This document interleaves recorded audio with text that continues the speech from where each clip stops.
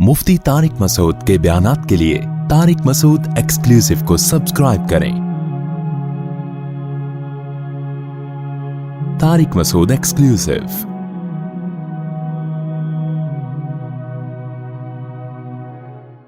नबी ने फरमाया, जिसने मस्जिद हराम में नमाज पढ़ी 1,00,000 नमाजों का सवाब, मस्जिद अक्सा में नमाज पढ़ी 50,000 नमाजों का सवाब, और मस्जिद नबवी में नमाज पढ़ी 1,000 नमाजों का सवाब। तो मस्जिद अक्सा की बड़ी फजीलत है, वहां बहुत सारे पैगंबर मदफून है, दफन है वहां पे। तो अल्लाह ये चाहते थे कि अपने हबीब सल्लल्लाहु अलैहि वसल्लम को उस फजीलत से महरूम ना करें।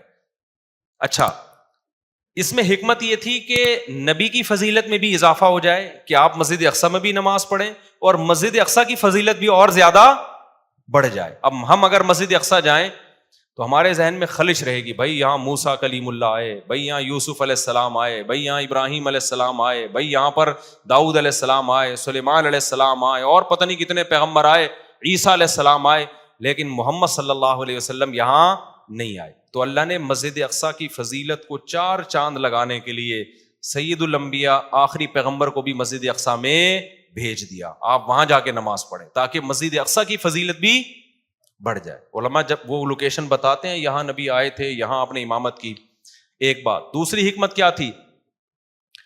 सही बुखारी की हदीस, सही मुस्लिम की हदीस के तमाम पैगंबरों की हमारे नबी सल्लल्लाहु अलैहि वसल्लम ने मस्जिद अक्सा में इमामत की है। अल्लाह ने तमाम पैगंबरों को जमा कर दिया,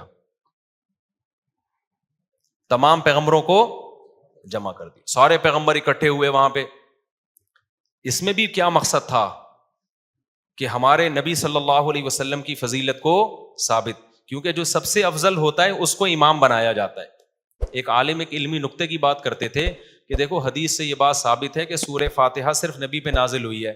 इससे पता चलता है कि दूसरे पैगंबरों को शायद सूरह फातिहा ना आती हो। तो जब हमारे नबी ने नमाज पढ़ाई तो उनके तरीके से पढ़ाई होगी या अपने तरीके से? अपने तरीके से। तो फातिहा नबी ने पढ़ी, पीछे जो पैगंबर थे वो क्या थे? खामोश थे। इसका मतलब बगैर फातिहा के उनकी नमाज हो गई कि नहीं हो गई? क्योंकि उन्होंने तो सिर्फ सुनी है।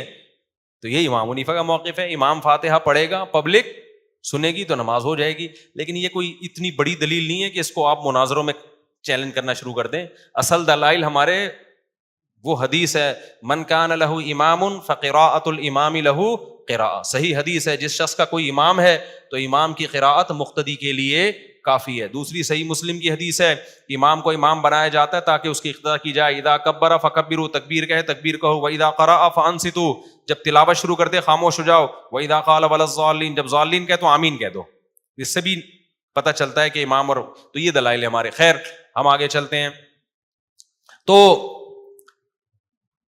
अल्लाह ने अपने हबीब सल्लल्लाहु अलैहि वसल्लम की इमामत में तमाम पैगंबरों को जमा किया ताकि अमली तौर पर भी रसूलुल्लाह सल्लल्लाहु अलैहि वसल्लम की फजीलत साबित हो जाए।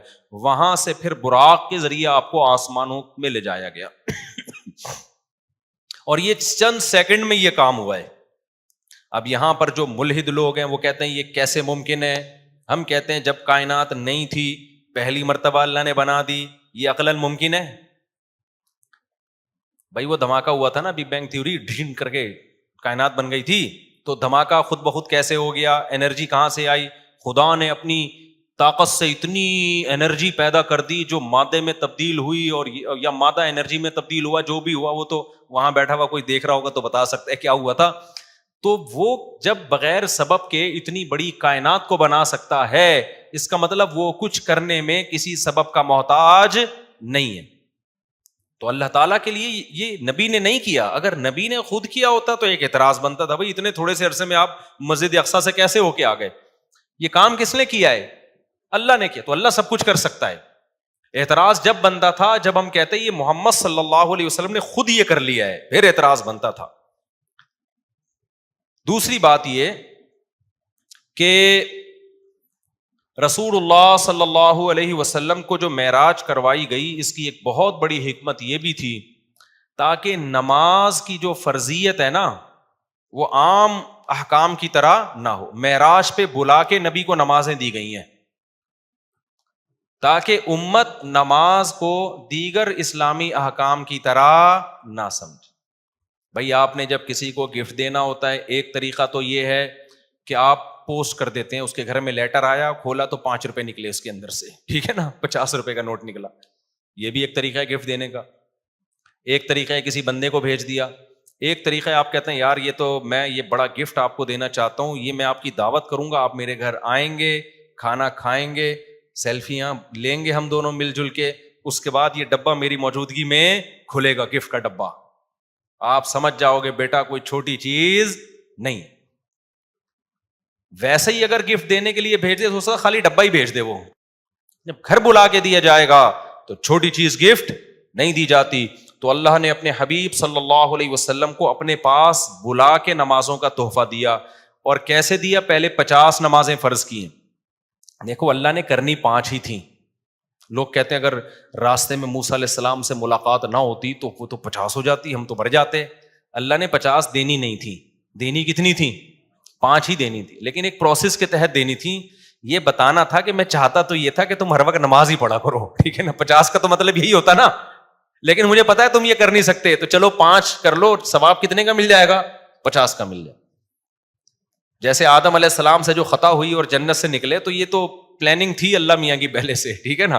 خطا نہ ہوتی تو جنت سے نہ نکلتے، جنت سے نہ نکلتے تو زمین پہ نہ آتے، زمین پہ نہ آتے تو آزمائش کہاں سے ہوتی؟ تو پیدا تو کس کام کے لیے کیا تھا؟ آزمائش کے لیے. تو اللہ نے کہا چلو شیطان کو تھوڑا سا ورغلانے دو، آدم کو خطا کرانے دو. اللہ کو پتا ہے یہ تو توبہ کر کے ٹھیک ہو جائیں گے، لیکن اس بہانے یہ جنت سے نکلیں گے. پھر ان کی اولاد کو میں بتاؤں گا کہ گناہ وہ چیز ہے جو آپ کو جنت سے نکالتا ہے، اور اگر گناہ ہو جائے تو توبہ وہ چیز ہے جو دوبارہ جنت میں لے جاتا ہے. اور یہ سبق بھی ملے گا کہ شیطان نے بھی غلطی کی، آدم نے بھی غلطی کی. شیطان کو حکم دیا سجدہ کر، شیطان نے کہا نہیں. آدم کو حکم دیا اس درخت کے قریب نہ جانا، آدم بھی چلے گئے. خطا دونوں سے ہو گئی نا. لیکن شیطان سے جب غلطی ہوئی، اللہ کو غصہ آیا، تو شیطان غصے کے جواب میں توبہ کرنے کے بجائے اور اکڑ گیا، اور کہنے لگا موت تک زندگی دے، سب کو جہنم میں لے کے جاؤں گا. اکڑا ہوا ہے اب تک. اور آدم کو جب پتا چلا اللہ کو غصہ آیا ہے، تو آدم نے کیا کہا؟ ربنا ظلمنا انفسنا، اے ہمارے رب ہم سے اپنی جان پر ظلم ہو گیا. وَإِن لَّمْ تَغْفِرْ لَنَا وَتَرْحَمْنَا، معاف کر دے، تو نے معاف نہیں کیا برباد ہو جائیں گے. ثُمَّ اجْتَبَاهُ رَبُّهُ، اللہ کہتے ہیں ایسی پسند آئی توبہ، ہم نے آدم کو دوبارہ منتخب بنا دیا. تو ہم شیطان کی اولاد ہیں یا آدم کی؟ تو کام شیطان والے کرنے یا آدم والے؟ ہمارے ایک دوست ہیں مسقط میں، انہوں نے کارڈ چھپایا کہ اولاد آدم کی طرف سے حسن قرات کا انتظام کیا گیا ہے. ان کے دادا آدم نام ہے ان کے دادا کا، تو ان کے دادا کی اولادوں نے کوئی حسن قرات کی محفل کا انتظام کیا نا، تو کارڈ آیا اولاد آدم کی طرف سے. میں حیران کہ یار یہ آدم علیہ السلام کی اولاد تو پوری کائنات ہے، یا کوئی نئے بچے دریافت ہوئے آدم علیہ السلام؟ ہو سکتا ہے کوئی پرانے غار میں سے نکلے ہوں، وہ آدم علیہ السلام کے جو سچی مچی کے قریب کے بچے ہوں، ان کی طرف سے انتظام. میں نے کہا یہ اولاد آدم تو سب لوگ ہی ہیں، تو یہ آپ لوگ کیا؟ انہوں نے کہا ہمارے دادا کا نام تھا آدم. میں نے کہا اللہ تعالیٰ آدم کی اولاد کو صحت اور عافیت والی زندگی اور ایسے پروگرام انعقاد کرنے کی بار بار توفیق عطا فرمائے. تو خیر ہم کس کی اولاد ہیں؟ آدم کی، شیطان کی نہیں ہے. تو کس کے طریقے پہ ہم نے چلنا ہے؟ آدم کے. غلطی سے بچنا ہے، ہو جائے تو کیا کرنا ہے؟ گڑ گڑانا ہے اللہ کے سامنے، اے اللہ معاف کر دے، اے اللہ معاف کر دے، اے اللہ معاف کر دے. تو اللہ کہتے ہیں 100 بار گناہ کر کے 100 بار بھی توبہ کی تو معاف، توبہ میں تاخیر ہو سکتی ہے، اللہ کی طرف سے معافی میں تاخیر نہیں ہوگی. تو یہ بھی حکمت تھی. خیر تو اسی طرح جو رسول اللہ صلی اللہ علیہ وسلم جب معراج پہ گئے نا، تو اللہ نے جو 50 فرض کی تھیں، اللہ کو پتا تھا یہ نہیں پڑھیں گے 50 نمازیں. شادیاں کس وقت کریں گے پھر یہ اگر 50 نمازیں پڑھیں گے؟ 4 شادیاں بھی تو کروانی ہے نا، بچے بھی پلوانے ہیں ان سے، تو ہر وقت باوضو رہیں گے یہ؟ تو پھر کیا خیال ہے؟ ٹھیک ہے، ان کا تو وضو ہی نہیں ٹوٹے گا کبھی. تو اللہ میاں نے موسیٰ علیہ السلام کے دل میں ڈالا کہ یہ 50 نمازیں لے کر آ رہے ہیں نبی صلی اللہ علیہ وسلم، لیکن حضرت موسیٰ کے دل میں اللہ نے ڈال دیا کہ کیا کرنا؟ اعتراض کرنا. حضرت موسیٰ سے ملاقات ہوئی، کیا دیا گیا؟ آپ نے فرمایا کہ 50 دی گئی ہیں. حضرت موسیٰ نے کہا میری امت پر تو اس سے کم نمازیں فرض ہوئی تھیں، وہ پوری نہیں کر سکے، آپ کی امت کیسے کرے گی؟ ہوتے ہوتے کم کرتے کرتے کتنی ہو گئی؟ 5 نماز. تو حضرت موسیٰ علیہ السلام سے اللہ کرے ہم سب کی ملاقات ہو جنت میں, ہم سب ان کو مبارکباد دیں گے, حضرت آپ کا بہت بہت شکریہ. کیا خیال؟ تو لیکن حضرت موسیٰ سے ایک دفعہ بات کر کے نا ہٹ جانا, کیونکہ بہت زیادہ جلالی پیغمبر ہیں. میں نے بتایا تھا نا موت کا فرشتہ آیا انسانی شکل میں. حضرت موسیٰ نے پوچھا کیسے آنا ہوا, اس نے کہا آپ کی روح قبض کرنے. حدیث میں آتا ہے ایک کھینچ کے تھپڑ لگایا, اس کی آنکھ نکل کے گر گئی باہر. ٹھیک ہے نا, جلال بہت تھا. اپنے بھائی ہارون کی داڑھی پکڑ کے کھینچا تھا نا کہ یہ قوم کیا کر رہی ہے. تو خیر, تو یہ معراج میں بہت ساری حکمتیں تھیں, بہت سارے. پھر رسول اللہ صلی اللہ علیہ وسلم کے اس معجزے کو اللہ نے ثابت بھی کیا. مشرکین نے پوچھا کہ آپ کیسے دعویٰ کرتے ہیں, اگر آپ گئے ہیں تو بتائیں مسجد اقصیٰ کیسی ہے. آپ صلی اللہ علیہ وسلم نے فرمایا کہ مجھے پورے طور پہ, کیونکہ ایک دفعہ جب کوئی شخص ہو کے آتا ہے تو اسے پورا تھوڑی یاد ہوتا ہے کہ کون سا ستون کدھر ہے اور کون سی جگہ کدھر ہے. لیکن مشرکین نے پروپیگنڈا کرنا شروع کر دیا. تو اللہ تعالیٰ نے اپنے حبیب صلی اللہ علیہ وسلم کے سامنے پورا نقشہ کر دیا بیت المقدس کا, اور آپ نے پوری ایک ایک چیز اس کی بتائی. پھر آپ نے ان قافلوں کا بھی بتایا جو راستے میں آ رہے ہیں. وہ قافلے جب پہنچے تو بالکل اس طریقے سے بتایا جس طریقے سے وہ قافلے سفر کر کے آئے ہیں. تو یہ اللہ تعالیٰ نے ایک معجزہ دکھایا, اور اس میں حکمتیں کیا تھیں, یہ ثابت کرنا کہ یہ پیغمبر تمام پیغمبروں سے افضل ہے, یہ ثابت کرنا.